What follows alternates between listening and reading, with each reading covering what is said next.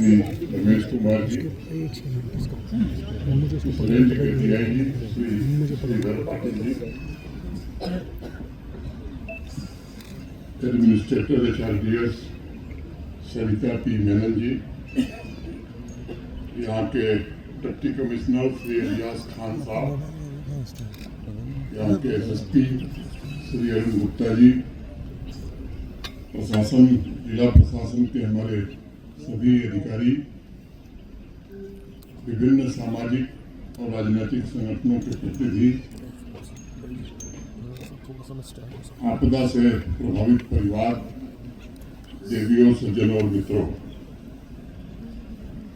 इस वर्ष अप्रैल और अगस्त महीने में आई प्राकृतिक आपदा की वजह से असमय जान गंवाने वाले निवासियों को सबसे पहले मैं अपनी श्रद्धांजलि अर्पित करता हूँ। उनके परिजनों के प्रति गहरी संवेदना व्यक्त करता हूँ। मुझे मालूम है जिला प्रशासन ने कठिन परिस्थितियों में NDRF, SDRF, army, national highway authority of India, बाकी सभी स्टेक होल्डर्स के साथ मिलकर के जिस तरह जान जोखिम में डालकर रामबन जिले में राहत और बचाव का कार्य किया, उसकी मैं प्रशंसा करता हूँ, सराहना करता हूँ। इन महीनों में प्रकृति के रौद्र रूप को अगर देखा जाए तो रामबन के अलग अलग हिस्सों के अनेकों घर प्रभावित हुए। इस तबाही से निपटने के लिए भारत के आदरणीय प्रधानमंत्री जिन्हें भी त्वरित मदद पहुंचाने के साथ साथ बहुआयामी राहत और पुनर्वास योजना का भी भरोसा दिया था। भारत के गृह मंत्री जी स्वयं जम्मू आए थे, सभी वरिष्ठ अधिकारियों के साथ बैठक करके राहत कार्यों का जायजा भी लिया था। और इस संकट की घड़ी में जम्मू कश्मीर संग्रहालय क्षेत्र अकेला नहीं है, बल्कि पूरी भारत सरकार उसके साथ खड़ी है, भरोसा भी दिया था। पुनर्वास और विकास कार्यों को जिला प्रशासन ने तेजी से आगे बढ़ाने का काम किया है। आपदा प्रभावित क्षेत्र के लोगों के जीवन सामान्य हो सके, इसकी संवेदनशील ढंग से कोशिश की है। एक बड़ी चुनौती अत्यंत गरीब परिवारों के क्षतिग्रस्त घरों की थी। क्षतिग्रस्त मकानों के लिए जो सरकारी मुआवजा पुनर्निर्माण के लिए मिलता है वो प्रशासन ने उपलब्ध कराया, लेकिन ये सच है उस मुआवजे से नए घर नहीं बन सकते हैं। और इसलिए एक प्रयास हो रहा था कि कैसे इन लोगों का घर फिर से बनाया जाए। HRDS एक बहुत ही प्रतिष्ठित सामाजिक संगठन है और पूज्य स्वामी जी उस संस्था के अध्यक्ष हैं। जब ऑपरेशन सिंदूर हुआ था तो जम्मू कश्मीर के ढेर सारे परिवारों के घरों की तबाही सेलिंग के कारण हुई थी। HRDS से मेरा संपर्क उन्हीं के घर निर्माण के लिए हुआ था और HRDS ने भरोसा दिया था कि पाकिस्तान की भारी गोलीबारी के कारण जिन परिवारों के घर तबाह हुए उनके घर HRDS बनाएगा। प्रशासन के साथियों ने उनकी सूची तैयार की थी, जम्मू रीजन में भी और कश्मीर रीजन में। तब तक प्राकृतिक आपदाओं ने और दुश्वारियां खड़ी कर दी। पहले से ही लैंडस्लाइड ने रामबन के अनेक घरों को उजाड़ दिया था। सिसौती में फ्लैश फ्लड के कारण मचैल माता के स्थान पर भी अनेक परिवार तबाह हुए थे। फिर प्रलयंकारी बाढ़ के कारण जम्मू क्षेत्र में विशेष रूप से सभी जिलों में अनेक लोग तबाह हुए।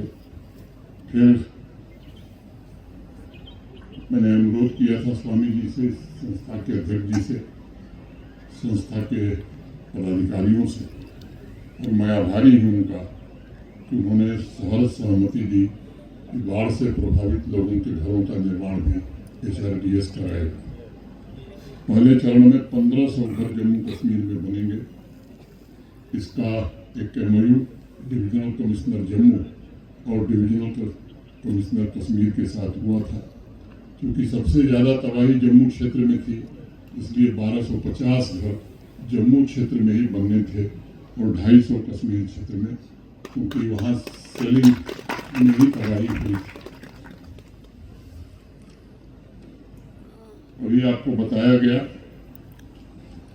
कि ये जो घर बनेंगे किस प्रकार के होंगे। मैं आगे 3 बेडरूम के वो घर हैं। पिछले दिनों किश्तवाड़, पुंछ और राजौरी इन तीनों जनपदों में 500 से ज़्यादा घरों के निर्माण के शिलान्यास का कार्यक्रम पूरा हो चुका है और एक समय सीमा उसकी निर्धारित है। शिलान्यास करने के 6 महीने के भीतर घर बना करके दे दिए जाएंगे। आज रामबन में जिला प्रशासन ने जो 189 घरों को चिन्हित किया है, उनके निर्माण की परियोजना का शिलान्यास आप सबके सम्मुख हुआ है। प्रत्येक घर के निर्माण पर लगभग 9,82,000 रुपये का खर्च आने वाला है। सभी घरों को निर्मित करने में मोटे तौर पर लगभग 18 करोड़ रुपए खर्च होंगे। ये प्री फैब्रिकेटेड स्मार्ट हाउस होंगे और उन्हें मजबूती के लिए जाना जाता है। इन सभी घरों में कंक्रीट की नींव होगी, फाइबर सीमेंट बोर्ड होंगे, पाउडर कोटेड GI सीट होगी और C चैनल सेक्शन वाले स्टील स्ट्रक्चरल फ्रेमवर्क जैसे तकनीक का उपयोग किया जाएगा। जहाँ ठंड पड़ती है उस हिसाब से उसे डिज़ाइन किया गया है ताकि लोग आराम से अपने घरों में रह सकें। रामबन में बन रहे सभी घरों के लिए कंस्ट्रक्शन मटेरियल्स का चयन, उनकी मजबूती, टिकाऊपन और प्रतिकूल मौसम का सामना करने की पूर्ण क्षमता रखे ऐसी डिज़ाइन HRDS ने करी है।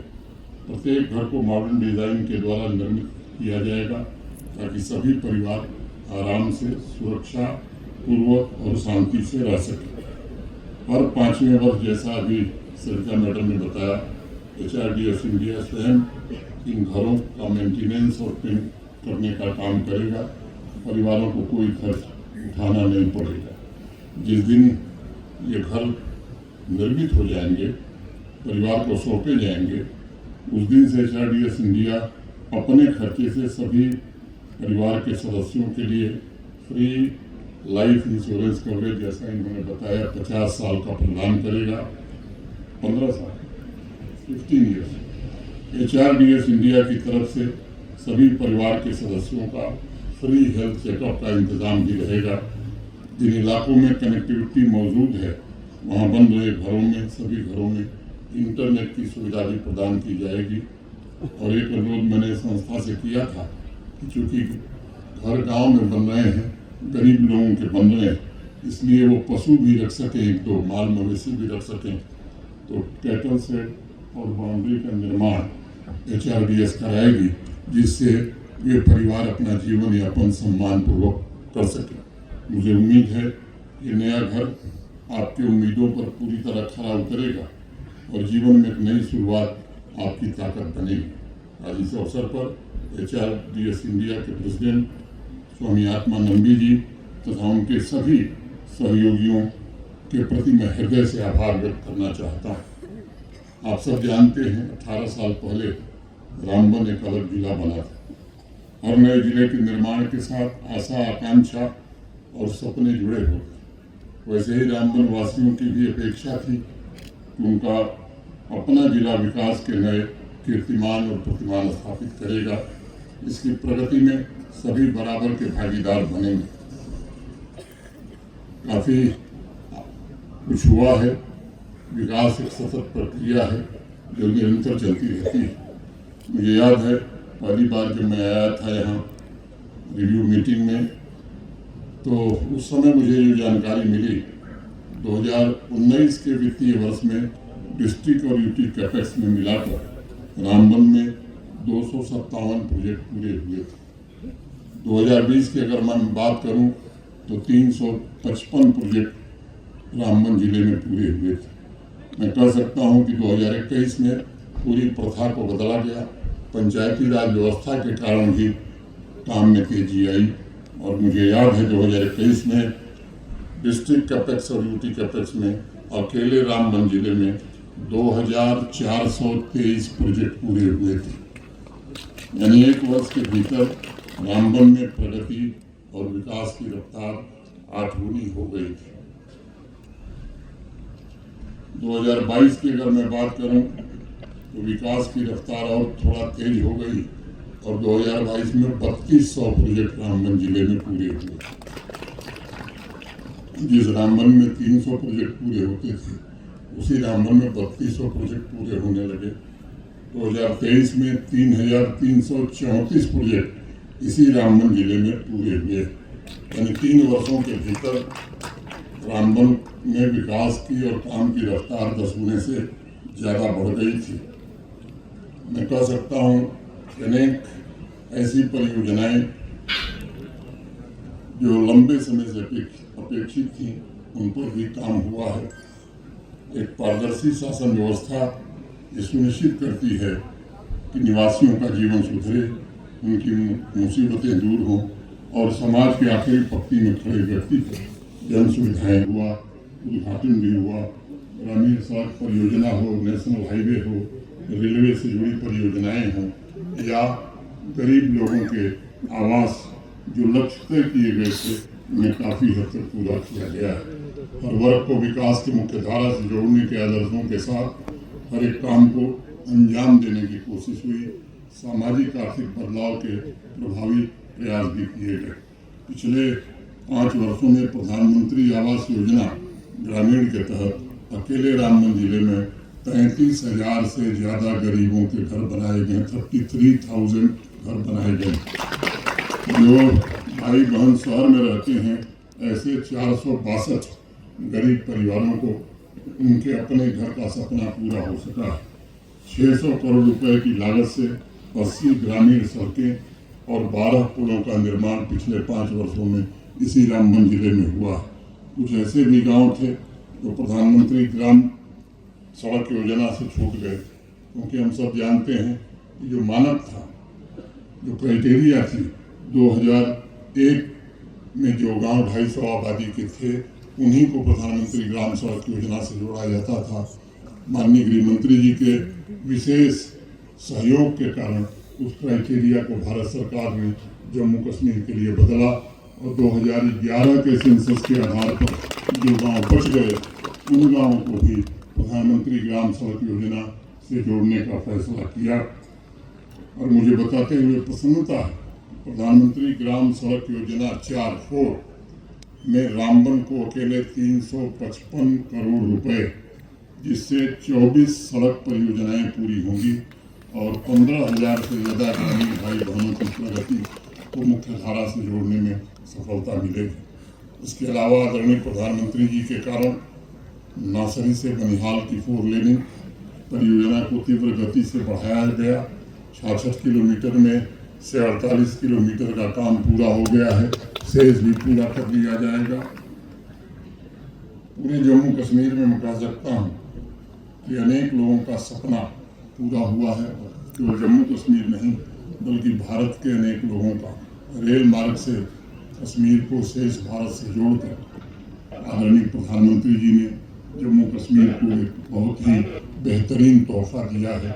43,850 करोड़ रुपए की लागत वाली कटरा सिंगल लाइन और 2,048 करोड़ रुपए के बनिहाल कांजी गुंड सेक्शन एक ऐसे सशक्त और दूरदर्शी जम्मू कश्मीर की आधारशिला माननीय प्रधानमंत्री जी ने रखी है जो रामबन वासियों को विकास के अनेक अवसर उपलब्ध कराएगी।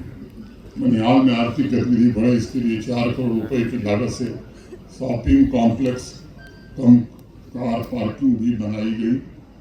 3.5 करोड़ रुपए की लागत से आदिवासी भाई बहनों के लिए धरवास में ट्रांजिट एकोमोडेशन भी तैयार किया गया। नाबार्ड के तहत लगभग 9 करोड़ रुपए की लागत से 5 और सड़क परियोजनाएं बनाई गई। नाबार्ड के ही अंतर्गत अभी लगभग 160 करोड़ रुपए के 32 रोड प्रोजेक्ट और 4 ब्रिज के प्रोजेक्ट का निर्माण कार्य पूरा किया जा रहा है। लगभग 3,70,00,000 रुपए की लागत से मांगित में प्राइमरी हेल्थ सेंटर निर्मित किया गया।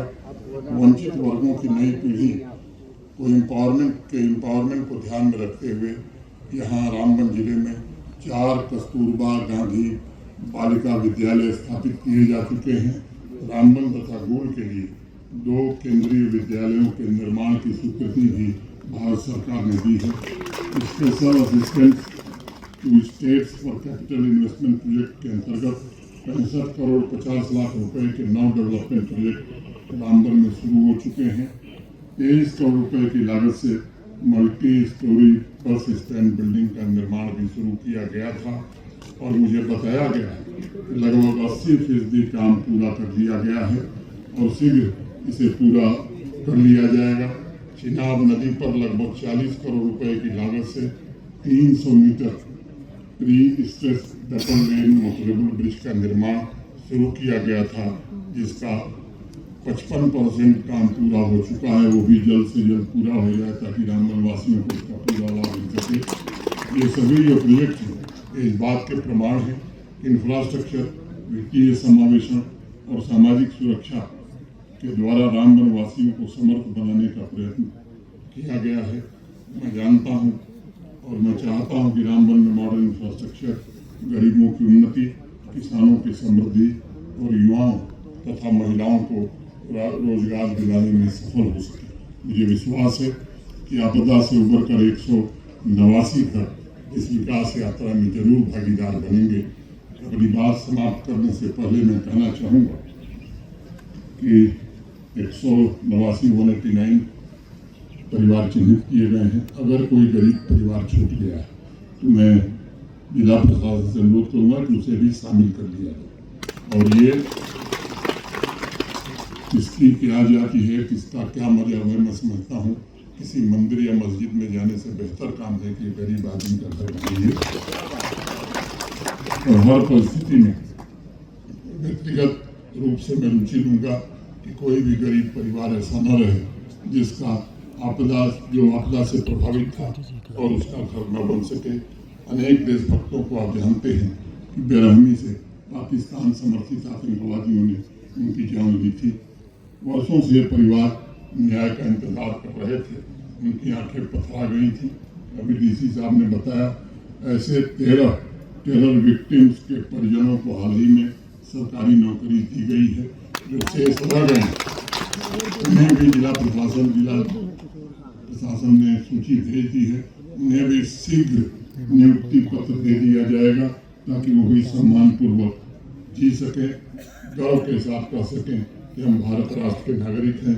मैं फिर से एक बार HRDS के प्रति विशेष रूप से आभार व्यक्त करते हुए और प्रशासन का भी मैं आभारी हूँ जिन्होंने बड़ी मेहनत से आपदा के समय, बाढ़ के समय लोगों के हितों में काम किया है। मैं आप सबके प्रति हृदय से कृतज्ञता ज्ञापित करते हुए आपको ये भरोसा देना चाहता हूँ कि अगर कोई गरीब आदमी रह गया है उसका नाम भी आएगा। कुछ लोग ऐसे होंगे जिनके पास ज़मीन नहीं होगी, उनको हम घर बना नहीं सकते, लेकिन जब उनको ज़मीन मिल जाएगी तो उनके घरों के निर्माण का भी इंतज़ाम किया जाएगा। इतनी बात कह करके मैं आप सबके प्रति हृदय से कृतज्ञता ज्ञापित करते हुए अपनी बात पूरी करता हूँ। जय हिंद, जय भारत।